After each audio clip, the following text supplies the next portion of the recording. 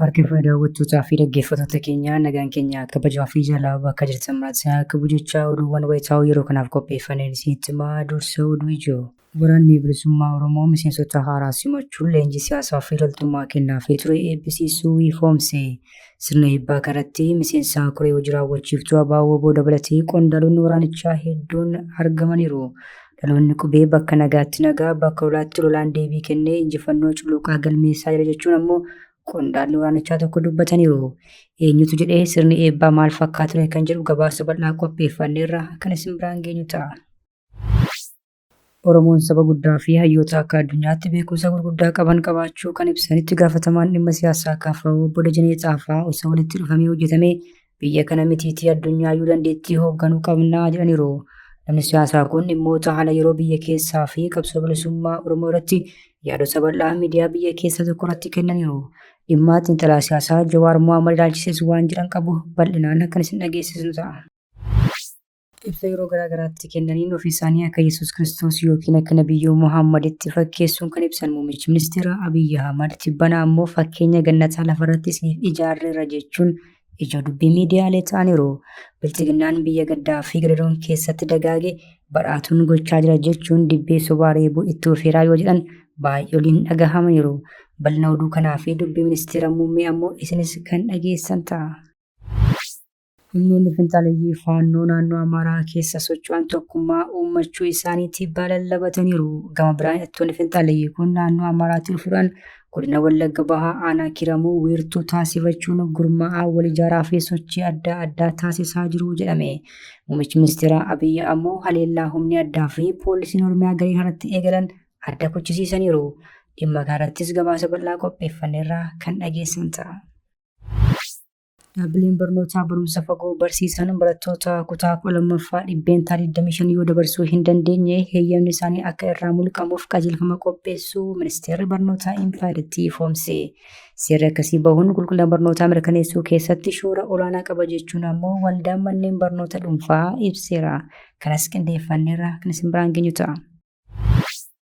Ajajaa waraanaa duraanii Birgaadir Jeneraal Gaa'ush Gabree to'annaa jala ooluu yoo gabaafamu ajajaan waraanaa kan biraan ammoo namni kamiyyuu seeraa ol miti jechuun dhaadachuun gabaafame.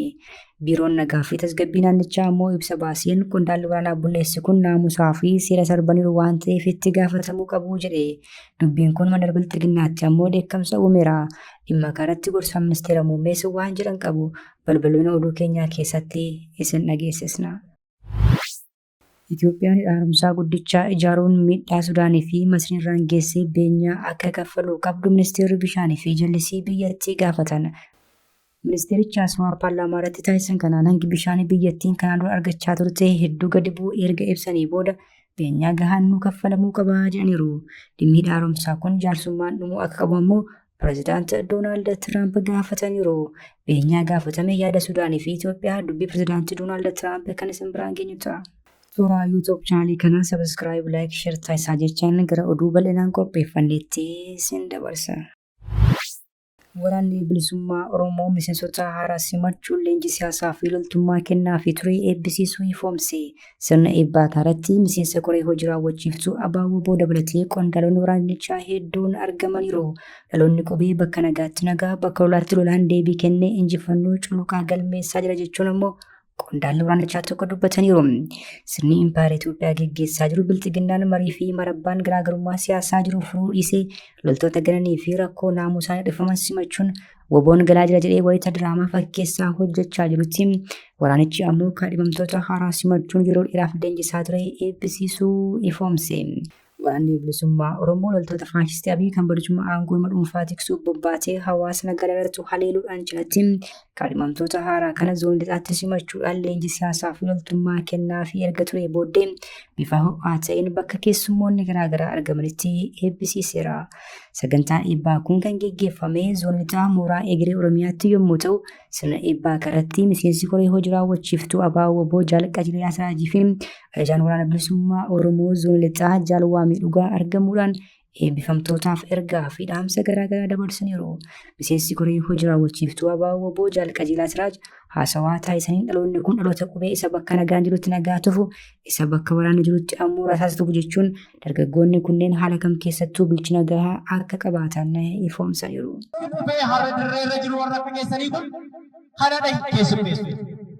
Baree mana taa'ee manatti hedduu mootummaa uummata ajjeesu mootummaa mana abbaa kiyya irratti dhufu mootummaa qabeenya abbaa kiyyaa saamee gurguru mootummaa lafa abbaa kiyyaa irraa ituun ilaalu midhaan dhangaa inni galfatu gubuutu jira iddoo ta'eef ani qawweedhaan falmadhee biyya koo bilisoomsuun qaban dhaloota jedhutu jira jechuudha. Kanaaf dhaloonni qubee ammaa gaafa lolu ifiggatu gaafa lafa nagaa ga'ummoo nagaa na tufaa jedhu nus akkuma kana abbaa nagaa barbaadu nagaa dusa laata abbaa immoo alagaa irratti aangoomsu barbaadu bakka qabnaa hin qabnu jechuudha.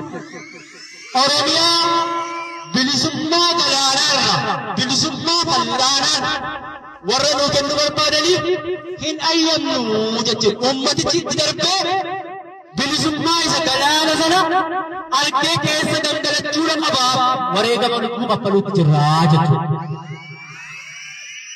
Kanaan har'a qabsoon keenya qabsoon bilisummaa Oromoo addunyaa irratti beekame akka humna ta'ani namoonni baree akkatti immoo jirru kan beekutu beekaa jira. Wanti nutti ulfaates hin jiru. Kanaaf bilisummaa uummanni keenya barbaadu galmaan gaachuudhaaf qophiidha jechuudha. Kanaaf waraanni bilisummaa Oromoo dirree irra jiru leenjisee wal fudhachiisuutti jira jechuudha. Siyaasa yoo barbaanne abbaa ijaarsaaf siyaasaatu jira. Dinagdee yoo barbaanne abbaa dinagdeetu jira. Miidiyaa yoo barbaanne abbaa miidiyaatu jira. Waraanaa yoo barbaanne damee waraanaa. Eebbi kun marsaa galma dhugaa kan jedhamee moggaafame yommuu ta'u, eebbifamtoonni kunneen barnoota siyaasaa, tooftaa lolaa, seenaa fi dhimmoota haala yeroo impaayiraattii fi gaanfa Afrikaa irratti haalaan cahaatti kan leenji'an yommuu ta'u, shaakala lolaa fi jabeenya qaamaaf ammoo leenjiin dirree irratti kennamaafii tureera jedhame. Ajajaan waraana bilisummaa Oromoo zoon lixaa Jaal Waamee Dhugaas sirna eebbaa kanatti argamuudhaan eebbifamtootaan baagamaddan erga jedhanii booddee haala yeroo fi qabsoo gara fuulduraatti haasawaa taasisaniiru. Oromoon saba guddaa fi hayyoota akka addunyaatti beekumsa gurguddaa qaban qabaachuu kan ibsan itti gaafatamaan dhimma siyaasaa KFO obbo Dajanee Xaafaa osoo walitti dhufamee hojjetamee biyya kana mitiitii addunyaayyu dandeettii hoogganuu qabnaa jedhaniiru. Namni siyaasaa kun dhimmoota haala yeroo biyya keessaa fi qabsoo Oromoo irratti yaadota bal'aa miidiyaa biyya keessaa tokko irratti kennaniiru. Dhimma Jawaar Mohaammed ilaalchisees waan jedhan hin qabu. Dhaaba karaa nagaatiin waggoosaaf qabsoo geggeessaa jiru KFO keessatti itti gaafatamaa dhimma siyaasaa kan ta'an obbo Dajanee Xaafaa tibbana TV mo'aa irratti dhiyaachuudhaan dhimmoota garaagaraa irratti yaada kennaniiru. Obbo Dajaneen mariin biyyoolessaa barbaachisaa ta'uu himuudhaan adeemsa bilxiginnaan koomishinii marii biyyoolessaa jedhee itti hundeessee deemaa jiru garuu furmaata waaraa hin fiduu jedhan. Amma mootummaan marii biyyoolessaa gaggeessa gahee heerri mootummaan jennee jechuusaati. Namatti saqee qotoon ta'in innuma jecha sana fidu heerri mootummaa akka dadhabee agarsiiseera jechuudha. Abalu jedhee tiraanzishiniidha. Aangoo kadhatu maal kadhatu isa biraa keessa dhiisee marii biyyoolessaa gaafuma kondaakte gaafuma uume heerri mootummaa hojjechuu hin dandeenye waan ta'eef this new approach. Inni kan biraan yeroo ammaa humnoonni Oromoo iddoo afuritti qoodamaniiru jedhan. Isaanis warra karaa nagaan qabsaan, warra hidhannoon qabsaan, warra diyaasporaa fi mootummaa ta'uu dubbatan. Jijjiiramni bu'uuraa nagaa waaraa fi dimookiraasiin akka dhufu yoo barbaadame isaan kun hundumtuu qindoominaan walitti dhufanii hojjechuu qabu jedhan obbo Dajanee Xaafaa. Walirrabsuu maqaa wal balleessuu fi wal balaaleffachuun homaatu bu'aa tokkollee hin qabu kan jedhan namni siyaasaa gameessi kun hundumtuu walitti dhufee mari'achuu fi wal hojjechuu akka qabu dhaaman. Aangicha miti dhimmi keenya qeen Oromoo maayidhaa tasgabbaa'ee akkamitti haa jiraatu. Tikana Dooktar Abiyyis obbo Shimallisis qee Oromoo tasgabbeessaa Piroofeesar Mararaas Jaal Daawudis Marroonis Jawaaris Hisqeenis Milkeessaanis Baqqalaanis Sin gootota Oromooti wal ta'aatii Oromoo tasgabbeessaa waa'ee Oromootti gadi jedhaa. Hojii manaa guddaa qabna. Qeen kun Itoophiyaan jedhamtu nu harkatti kufte sobo Abiyyi harkatti kufte inni sobnee homaan jedhina. Abiyyitti harkatti yoo kufte Oromoodhuma harkatti kufte. Dhimma Jawaar Mohaammed ilaalchisee yaada kan kennan itti gaafatamaan dhimma siyaasaa KFO kun Jawaar haga ammaatti miseensuma KFO'ti jedhaniiru. Bara 2018 yoo jijjiiramni gufatee Itoophiyaa keessatti dhufee ture Jawaariin gara biyyaa akka hin seenne gaafanne turre garuu gorsa keenya dhagahuu hin dandeenye jedhan. Atuu Jawaarin jedhe Oromoon aangoo irratti xinnoo wal shakka. Atuu isheetti Piroofeesar Mararaa aangoo fudhachuu dhiisuu dandeessa. Garuu qabsoo adda dureedhaan seetu hojjete mana hidhaallee akkan baanu ta'e OMNFC uummata Oromoo qeerroo Oromoo abaawootti dabalame garuu aangoo Piroofeesar Mararaati gadi jiru si gadhiisnaa hin galiinii gallaan qabsoon kun hin fashalaa inni achitti nu dhiiseetu keenya lammaa dubbisuudha. Ibsa yeroo garaagaraatti kennaniin ofii isaanii akka Yesuus Kiristoositti yookiis akka Nabiyyuu Muhammaditti fakkeessuun kan ibsan muummichi ministeeraa Abiy jibbana ammoo fakkeenya gannataa lafarratti isiniif ijaarree jira jechuun ijoo dubbii miidiyaalee ta'aniiru. Bilxiginnaan biyya gaddaa fi gadaduun keessatti dagaagee badhaatuun gochaa jira jechuun dhibbee sobaa reebuu itti ofiiraa yoo jedhan ammoo baay'oonni dhagahamaniiru. Impaayirtiin gaaga'ama dinagdee hamaaf saaxilamuun liqii biyyoota alaa wayita dhibdee jirtuu fi kutaalee impaayirtii hedduutti sawaanaan yeroo oomishni akkaan gadi bu'ee jirutti muummichi ministeeraa Abiy ammoo gannata isin waggootaaf hawwaa turtan isiniif ijaaraa jira yoo jedhan dhagahamaniiru. Tibbanas gara bosonaa miizaan amaanitti imaluudhaan haasawaa taasisaniin gannata umurii keessan guutuu hawwitan asitti argachuu dandeessu jedhan. ማንም ሰው ከየትም ቦታ በአውሮፕላን ተሳፍሮ መጥቶ በሎጁ በሚሰጠው ሰርቪስ በ5 እና 10 ደቂቃ እዚህ ቦታ መጥቶ አንድ ቀን 2 ቀን ከቤተሰቡ ጋር ቢያሳልፍ ዘመኑን ሙሉ የተመኘውን ገነት በጨረፍታ የሚያይበት ቦታ ይሆናል ማለት ነው። Humnoonni finxaaleeyyii faannoo naannoo Amaaraa keessa socho'an tokkummaa uumachuu isaaniitti balallabbataniiru. Gama biraan hidhattoonni finxaaleeyyii kun naannoo Amaaraatii dhufuudhaan godina Wallagga Bahaa aanaa Kiramuu wiirtuu taasifachuun gurmaa'aa wal ijaaraa fi sochii addaa taasisaa jiru jedhame. Muummichi ministeeraa Abiy ammoo haleellaa humni addaa fi poolisiin Oromiyaa garee irratti eegalan dhaabsisaniiru. Humnoonni finxaaleeyyii faannoo kan naannoo Amaaraa keessa socho'aa turan gar-tokkotti dhufuun hooggana tokko jalatti buluuf waliigaltee irra gahuu ifoomsaniiru. Humnoonni finxaaleeyyii kun kana dura bakka hedduutti wal qircuun haleellaa walirratti raawwachaa turuu bilxiginnaa dabalatee miidiyaaleen garaagaraa gabaasaa turaniiru. Haa ta'u malee yeroo ammaa hidhattoonni finxaaleeyyii faannoo kan Zammanee Kaasee fi Iskindir Naggaatiin hoogganamaa turan gar-tokkotti dhufuudhaan ajaja Zammanee Kaasee irratti buluuf walii galaniiru jedhame. Qondaala waraanaa raayyaa ittisa biyyaa impaayirtii kan ture Birgaadeer Jeneraal Tafarraa Maammoo ammoo ajajaa waraanaa humna faannoo ta'uun filatameera. Gama biraan hidhattoonni finxaaleeyyii faannoo kun naannoo Amaaraatii dhufuudhaan godina Wallagga Bahaa aanaa Kiramuu wiirtuu taasifachuudhaan gurmaa'aa wal ijaaraa fi sochii adda addaa taasisaa jiru jechuun jiraattonni himaniiru. Caasaan mootummaa bilxiginnaa gandoota aanichaa 19 keessa ture sababa hidhattoota finxaaleeyyii kanaa diigamuu kan himan jiraattonni bulchiinsi aanaa yeroo ammaa magaalaa qofaa of harkaa qabaa jedhu. Aanaa Kiramuu bakka qubannaa bakka itti ol ijaaramaa fi fuula ittiin finxaaleeyyiin faannoo daddarbanii godinaalee Wallagga Bahaa Forroo Guruu Wallaggaa ittiin haleelan ta'us dubbataniiru. Godina Wallagga Bahaatti aanaaleen Kiramuu, Giddaa Ayyaanaa, Guutoo Giddaa fi Sibusree akkasumas godina Forroo Guruu Wallaggaatti aanaaleen Jaarlagaa, Jaartii, Amroo fi Abbee Dongoroo haleellaa humnoota finxaaleeyyii faannootiin balaa guddaa jala jiru. Buufanni bakka leenjii fi hoolaan ittiin daddarbaa humnoota finxaaleeyyii kana ammoo aanaa Kiramuu akka ta'etu himame. Tibbaa darbee ajaja muummicha ministeeraa irraa dhufeen humni addaa Oromiyaa fi poolisiin Oromiyaa opereeshinii waloo geggeessuun humnoota finxaaleeyyii kana haleeluudhaan injifannoo culuqaa galmeessaa turanis tarkaanfichi karaatti gufachuutu himame. Kunis ammoo muummichi ministeeraa deebisanii opereeshinii eegalame kun akka adda citu qajeelfama kennuu isaaniin akka ta'e maddeen gabaasaniiru. Dhaabbileen barnootaa barumsa fagoo barsiisan barattoota kutaa 12ffaa dhibbeentaa 25 yoo dabarsuu hin dandeenye heeyyamni isaanii akka irraa mulqamu ministeerri barnootaa impaayirtii ifoomse. Seerri akkasii bahuun qulqullina barnootaa mirkaneessuu keessatti shoora olaanaa qabaa jechuun ammoo waldaan manneen barnoota dhuunfaa ibseera. Dhaabbileen barnootaa barumsa fagoo barsiisan barattoonni isaanii qormaata biyyoolessaa kutaa 12ffaa qoraman waggoota walitti aanan lamaaf yoo dhibbeentaa 25 ol dabarsuu hin dandeenye heeyyamni hojii isaanii akka irraa mulqamu qajeelfamni dirqisiisuu qophaa'e. Sababa kanaan manni barumsaa heeyyamni hojii isaa irraa haqame deebi'ee heeyyama baafachuu fi hojii barnootaa itti fufuu akka hin dandeenye qajeelfamni kun ni dirqisiisa. Qajeelfamichi akka qophaa'u kan taasise ammoo qulqullina barnootaa gama manneen barnootaa barumsa fagoo kennan kanaan gadi bu'aa jiran sababa jedhuun akka ta'e gabaasichi ni eera.